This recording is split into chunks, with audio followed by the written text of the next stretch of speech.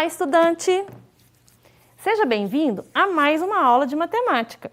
Deixa eu tirar a minha máscara aqui para nós podermos conversar um pouquinho na aula de hoje. Deixa eu guardar aqui.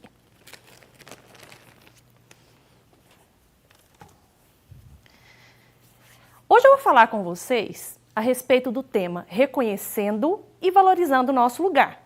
Lembrando que esse tema será trabalhado nas disciplinas de ciências, inglês e matemática.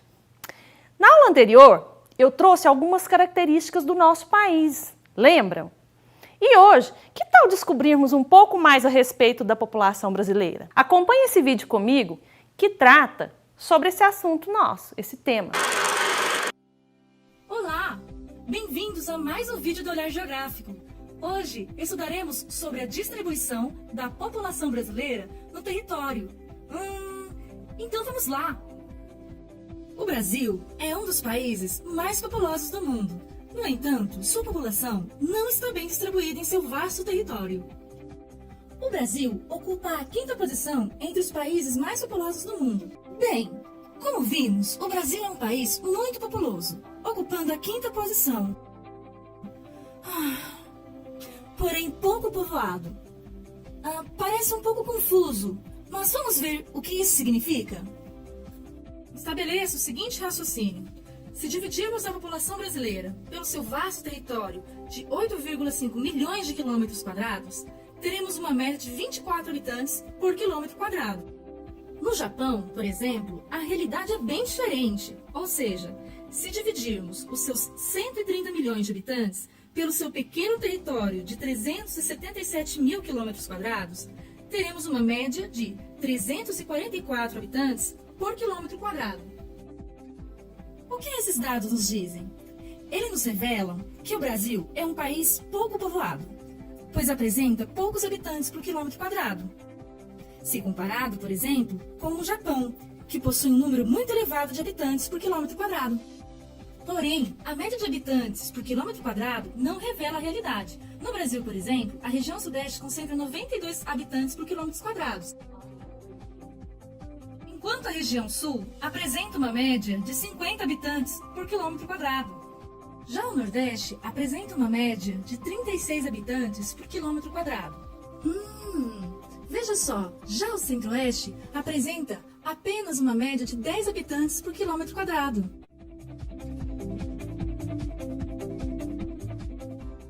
A região Norte possui apenas a média de 5 habitantes por quilômetros quadrados, apesar de apresentar a maior extensão territorial. Vamos pesquisar alguns dos fatores para a ocorrência dessa desigualdade na ocupação do território brasileiro. Merecem destaque os fatores históricos, como o processo de colonização, que gerou uma maior ocupação nas áreas litorâneas, assim como os fatores naturais, como as áreas castigadas pela seca, terrenos acidentados, florestas muito densas e etc. Não podemos nos esquecer que os fatores econômicos exercem um papel muito importante na atração e fixação populacional. Dentre eles, podemos destacar a geração de empregos, acesso a produtos e serviços. Este mapa demonstra a distribuição desigual da população brasileira pelo território, resultante de seus contrastes naturais, econômicos, políticos e administrativos. Viram só como nosso país é populoso? E mais uma vez, vocês observaram quantos números foram utilizados no vídeo? Na aula de hoje, vamos aprender como escrever esses números enormes e também números pequenos demais. Vem comigo!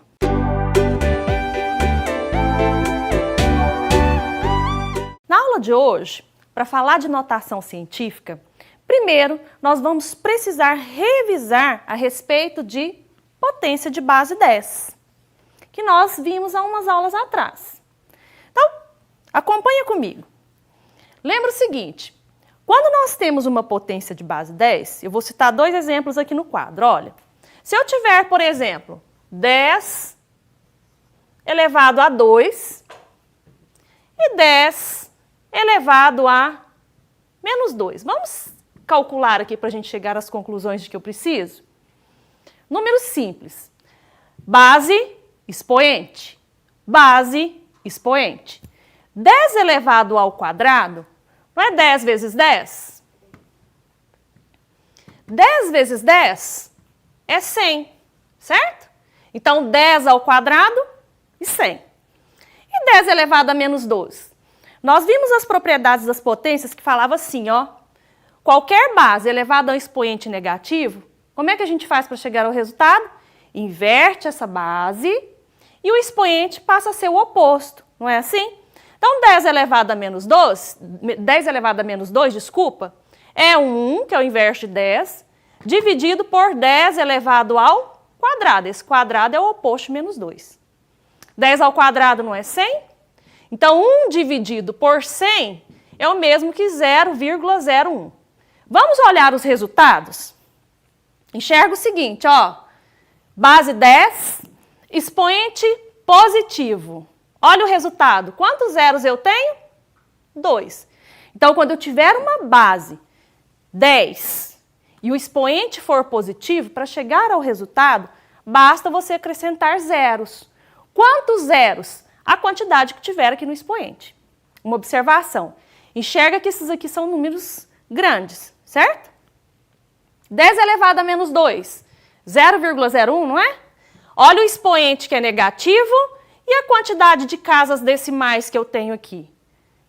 Menos 2, que é o expoente, 2 casas. Lembra que eu estou contando com o número 1. Vamos fazer mais alguns exemplos? Por exemplo, se eu tiver 10 elevado a 5, sem pensar muito, que número é esse? É o número 1, acompanhado de quantos zeros? 5, porque o expoente é 5. 1, 2, 3, 4, 5. O número é 100 mil. Agora, se eu tivesse o contrário, vamos pensar assim, se eu tivesse o número 1 com 4 zeros, ó, é o número 10 mil. Para escrever esse número na forma de potência, 10, não é um número grande? Esse expoente vai ser positivo. 10 elevado a quanto? Basta contar a quantidade de zeros, não é 4? Então, 10 elevado a 4. Agora, vamos fazer com negativo? Vamos supor que o número seja 0,001. Eu quero escrever esse número na forma de potência. Como é que eu faço? Coloco o número 10. É muito pequenininho o número, não é? O expoente vai ser negativo. Qual é o expoente? Basta você contar aqui as casas decimais, ó. 1, 2, 3. Então, isso aqui é 10 elevado a menos 3. Agora, vamos supor que eu tivesse o contrário. Tivesse 10 elevado a menos 4. É um número pequenininho. Então, é 0, quantas casas eu tenho que acrescentar aqui? 4, não é? Contando com o número 1. 1, 2, 3, 4. 0,0001. De maneira mais prática, é assim que nós vamos trabalhar hoje. Então, olha, para as potências de base 10 com expoente positivo, a quantidade de zeros no resultado corresponde ao número que está no expoente. Já para potências de base 10 com expoente negativo, a quantidade de casas decimais do resultado é correspondente ao expoente. Lembrando que a gente conta o número 1, certo? Agora que nós já revisamos, nós vamos falar de notação científica.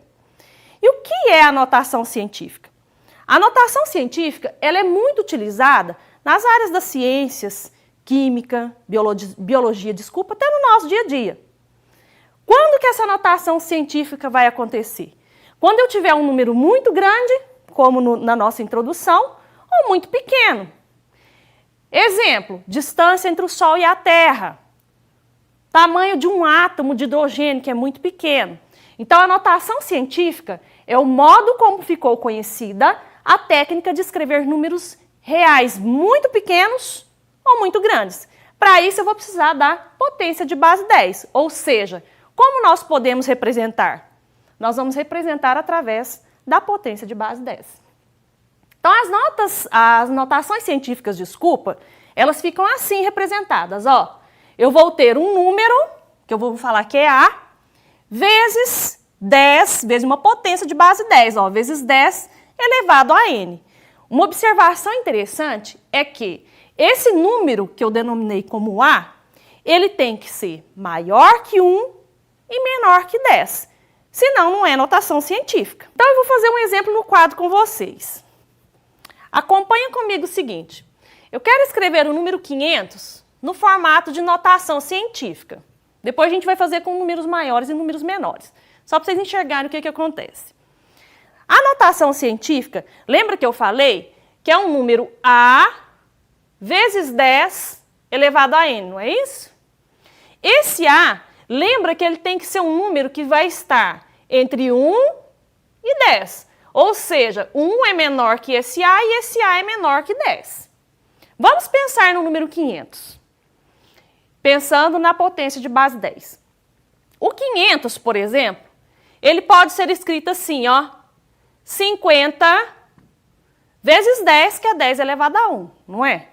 Um número com uma potência de base 10. Mas isso aqui é notação científica? Não. Por que que não é? Porque o número 50, ele não é maior que 10. Então, esse número ele tem que estar escrito entre 1 e 10. Então, o 500, por sua vez, em notação científica, seria escrito assim, ó, 5 vezes 100, que é 10 elevado a 2. Então, o 500, na forma de notação científica, é 5 vezes 10 ao quadrado.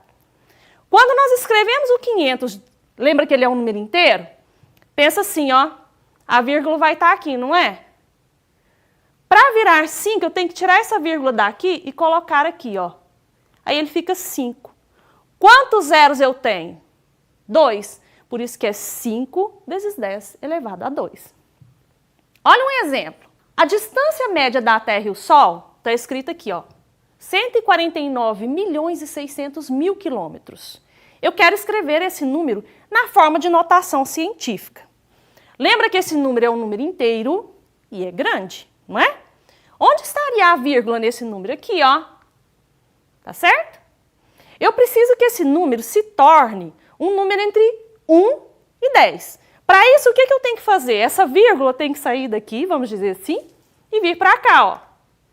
Então, o certo é esse número se tornar 1,496 vezes 10, porque é uma potência, é uma notação científica, então tem que estar no formato de base 10. Vezes 10 elevado a quanto? Você vai contar quantas casas nós temos aqui, ó. Quantas casas nós temos? 1, 2, 3, 4, 5, 6, 7, 8. Então, esse número na forma de notação científica é 1,496 vezes 10 elevado a 8. Olha o expoente positivo, o número é grande. E aqui, esse exemplo é o tamanho aproximado de um átomo de hidrogênio. É isso aqui, ó, em metros. Como que eu vou converter esse número à notação científica? Pensa assim, esse número é muito pequenininho, não é? Essa vírgula não está aqui separando parte inteira de parte decimal? Ela tem que sair daqui e vir para cá, ó. Ficar depois do número 5. Porque se ela ficar antes do número 5, concorda que ela vai virar 0,5?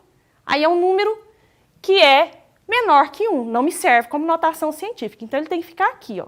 Esse número, então, vai ter que virar 5 vezes 10. Vezes 10 elevado a quanto? Esse expoente vai ser positivo ou negativo?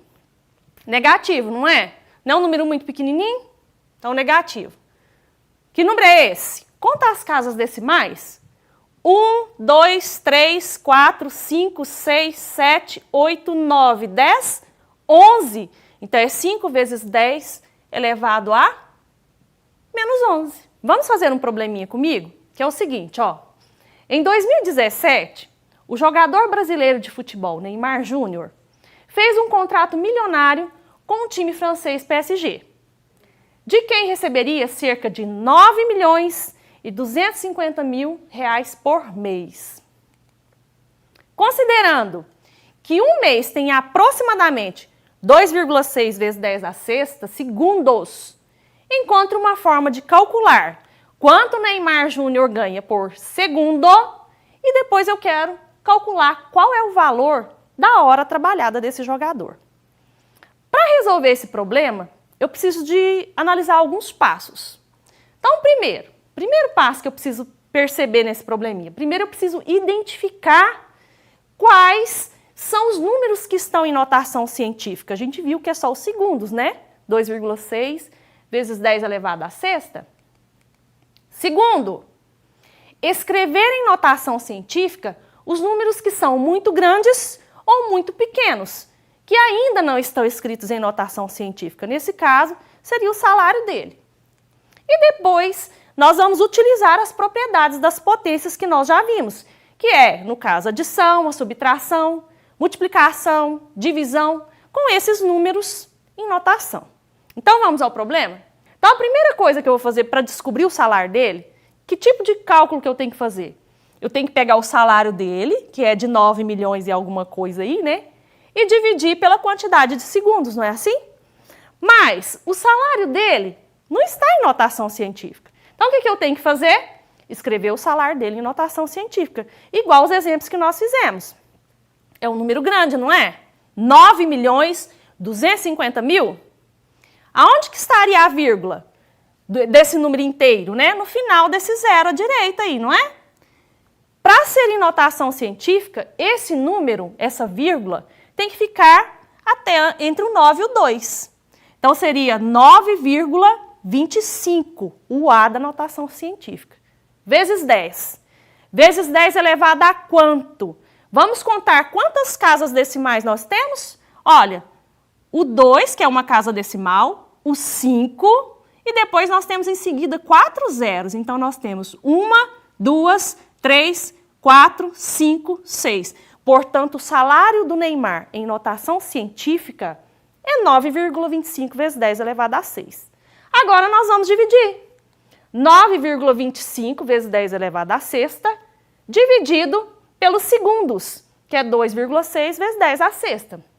Nós podemos simplificar esse 10 elevado à sexta do numerador com o denominador, não é isso? Simplificando, nós temos que 9,25 será dividido por 2,6. Essa divisão, gente, dá aproximadamente R$ 3,56 por segundo. Isso é o que ele recebe por segundo. E em horas? Vamos pensar?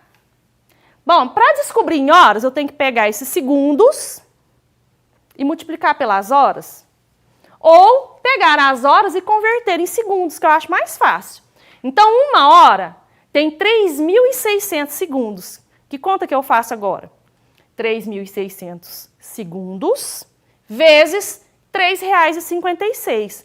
Nós chegamos ao valor de R$ 12.816 por hora. Agora nós vamos falar de radiciação.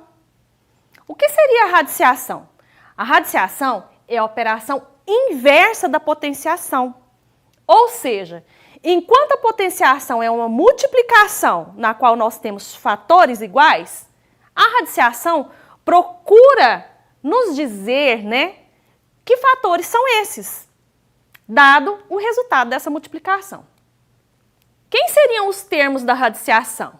Olha aqui, na radiciação nós temos esse símbolozinho aqui, ó, que é o radical. Temos aqui, vou falar que é N. Isso aqui a gente chama de índice. E aqui dentro, ó, nós temos né, radicando. Então, por exemplo, lembra que ele é o inverso da potenciação? Se eu tiver, por exemplo, 5 elevado ao quadrado, nós já conseguimos entender, nós já aprendemos, né, que 5 ao quadrado é o mesmo que 5 vezes 5. Que dá quanto? 25. Se eu quisesse saber a respeito da radiciação, como é que eu faria? Eu faria assim, ó. Quanto é a raiz quadrada de 25? Esse expoente, ele veio aqui para o índice, ó. Isso aqui é chamado de raiz quadrada, mais uma vez. É quadrada por causa desse índice 2. E outra, esse índice 2, ele não precisa ser escrito. É tanto que nas calculadoras que a gente tem no nosso dia a dia, você vai encontrar só o símbolo de raiz. Correto? Então, o 25 é chamado de Quadrado perfeito também. Por que ele é um quadrado perfeito? O quadrado perfeito é qualquer número natural que possa ser representado pelo quadrado de um número também natural. Apenas os quadrados perfeitos possuem raízes quadradas exatas. A raiz quadrada é um caso particular de radiciação, no qual o índice do radical é igual a 2, ou seja, é a operação inversa das potências com expoente igual a 2. Existe só raiz quadrada? Não, né, gente? Existe raiz cúbica, raiz quarta, e aí vai. O jeito de calcular é o mesmo, tá? Só que para a raiz cúbica, por exemplo, o expoente seria igual a 3. Então, toda raiz quadrada é o resultado daquilo que a gente chama de um quadrado perfeito. Vamos fazer alguns exemplos no quadro? No quadro, eu trouxe alguns exemplos que vão demonstrar algumas características pertinentes à nossa aula. Então, primeiro exemplo, eu quero saber quanto é raiz quadrada de 121. Lembra que é raiz quadrada porque tem um índice 2 que não precisa ser escrito. Então, o que eu tenho que pensar? Qual é o número que elevado ao quadrado, ou vezes ele mesmo, dá 121? É 11. Por quê? Porque quando eu faço 11 vezes 11, isso aqui dá 121. Então, o número é 11. Correto? Assim, nós fazemos todos. Raiz cúbica de 8, 125 avos. Não é raiz quadrada, é cúbica, então tem que pensar. Lembra que é uma fração? Eu faço para o numerador e para o denominador nesse caso. 8, eu quero saber qual é o número que é elevado ao cubo, ou vezes ele mesmo, desculpa. 3 vezes dá 8. É 2. Por quê? 2 vezes 2 vezes 2 é 8, não é? 2 vezes 2, 4 vezes 2, 8. Então, no numerador é 2. E no denominador? Qual é o número que vezes ele mesmo? 3 vezes dá 125.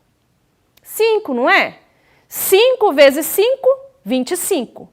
25 vezes 5 é 125. Então, aqui é 5. Difícil? Fácil demais, não? Olha esse, 0,64. Esses números decimais, às vezes, ficam difíceis da gente enxergar. Então, vamos transformá-los em fração. 0,64 não é 64 centésimos? Agora ficou fácil, olha lá. Uma raiz quadrada com numerador e denominador. Número que vezes ele mesmo dá 64. 8, não é? 8 vezes 8, 64. Então, no numerador eu tenho 8. Raiz quadrada de 100. Número que vezes ele mesmo dá 100. 10, exatamente. 8 décimos. 8 décimos é o mesmo que 0,8. Então, raiz de 0,64, 0,8. Simples, não é? E raiz quadrada de menos 9? Raiz quadrada de menos 9 não existe. Por quê? Qualquer raiz que tenha um índice par e dentro dela tem um número negativo, não tem valor real. Vamos provar? Vocês falam para mim assim, professor, eu acho que é o número 3. Não é assim? Então, vamos pensar. Se eu fizer 3 vezes 3, porque ele é raiz quadrada, dá 9. Não dá menos 9. Ah, professora, eu vou fazer menos 3 então. Menos 3 vezes menos 3. Menos com menos mais, 3 vezes 3, 9. Dá 9. Ah, professora, então vou colocar um negativo e um positivo. Agora sim. Menos com mais menos, 3 vezes 3, 9. Ok, mas menos 3 e mais 3 não são a mesma coisa. Dever 3 é uma coisa, ter 3 é outra coisa. Então, isso aqui, pessoal, ó, não existe em números reais. Lembra que tem que ser índice par, não é só raiz quadrada. Se for raiz quarta, raiz oitava e o número negativo estiver aqui dentro da raiz, ele não tem valor real, tá certo? E menos raiz quadrada de 100? Essa é fácil. Nós vimos que raiz quadrada de 100 no exemplo anterior é 10, não é isso? Porque 10 vezes 10 é 100. Então, raiz quadrada de 100 é 10. Olha, tem um sinal de menos aqui, ó. Então, menos 10. Enxerga que o menos está fora da raiz nesse exemplo. Aqui ele está dentro da raiz. Olha o detalhe. Raiz cúbica de menos 64. Professora, não existe, porque a senhora disse que o número negativo dentro da raiz não existe, valor real. Meninos, para índice ímpar, existe. Porque a hora que você faz o jogo de sinal, tem como resultado dar menos 64. Quem é esse número? Menos 4. Por quê? Se eu fizer menos 4 vezes menos 4 vezes menos 4, jogo de sinal, menos com menos, mais com menos, menos. 4 vezes 4, 16, vezes 4, 64. Agora, então uma raiz que tem de um número negativo que tem um índice ímpar, ela tem resultado. Com o índice par, é que ela não existe. Tudo bem?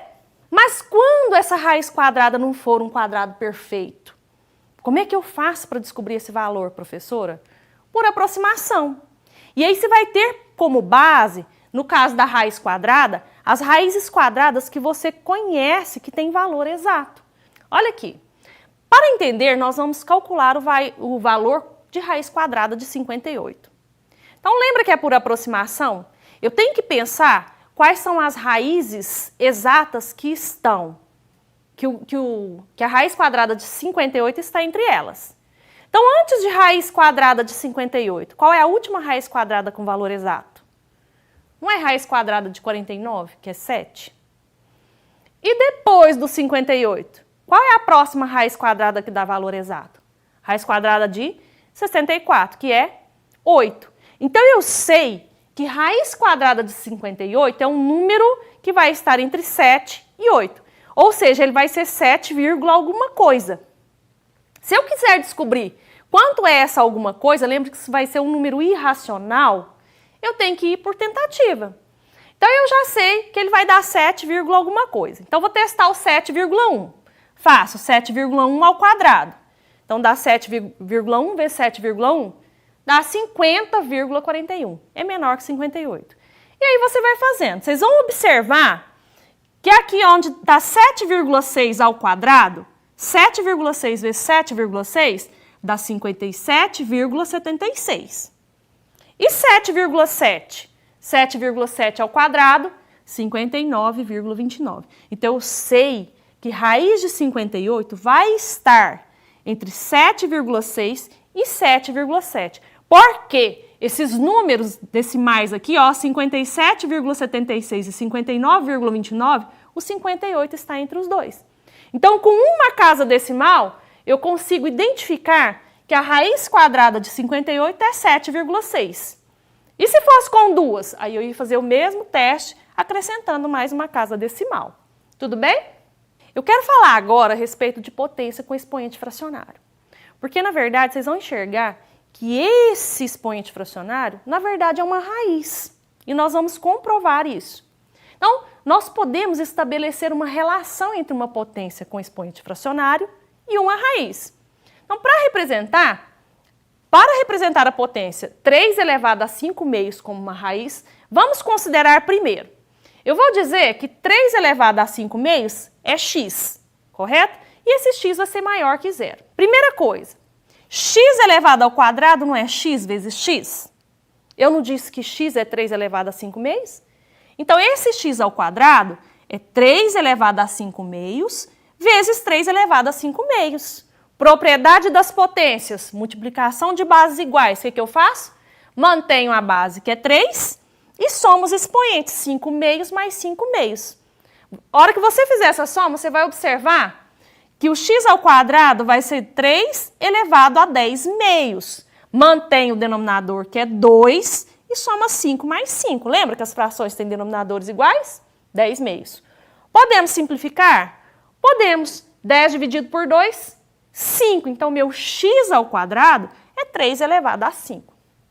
Assim, ó, se b elevado a n é igual a a, então a raiz enésima de a é b.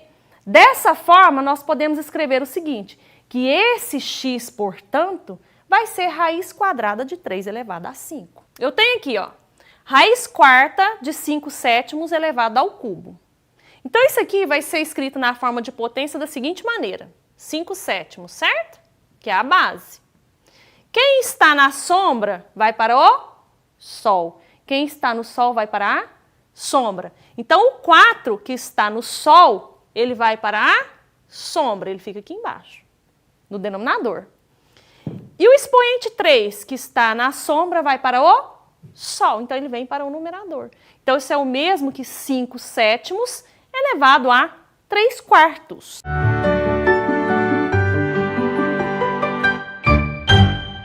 E aí, gostaram da aula? Vamos revisar? Ó, hoje nós revisamos potenciação de base 10. Falamos a respeito da notação científica, que ela é uma forma de nós representarmos números muito pequenos ou grandes demais. Vimos o conceito de radiciação e também potências com expoente fracionário. No mais, meninos, façam as atividades do portal Escola em Casa e até a próxima aula!